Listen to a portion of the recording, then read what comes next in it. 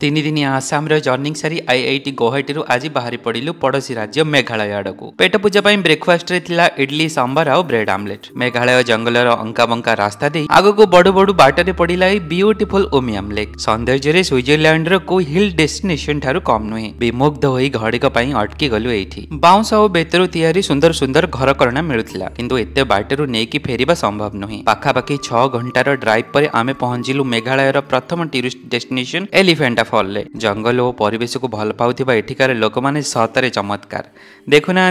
Dustbin भी bounce रे तैयारी हेछि। लंबा ड्राइव जो थकी जाइथिबारु टिके फ्रेश ही बाहरिलु एलिफेंटा फॉल को एक्सप्लोर करबा पई। स्थानीय कारीगरों द्वारा बाउंस और बेत और काठर तैयारी सोभेनियर गुड़िक थिला अत्यंत आकर्षणीय। गार युवकों हाथरू 12,000 पुड़ियाटी धरी छोट एक ट्रेकिंग रे बाहरी पड़लु एलिफेंटा फॉल को उपभोग करने को। पाखकु लगी छोट बड़ ही रही 3टी वाटरफॉल। ए लिटिल क्यूट को देखि गुडलु आमर भारी खुशी हुए। मनसून रे वाटरफॉल आकर्षण काले 2 गुण हो जाए। मेघर आलय मेघालयर आउ किछि इंटरेस्टिंग वीडियोस पई पुणी फेरिबे आरथर को। Till then take care, good bye, जय Jagannath. What's up, my gang? Welcome to Hood. Pune Chirip, gonna take one 100 tour.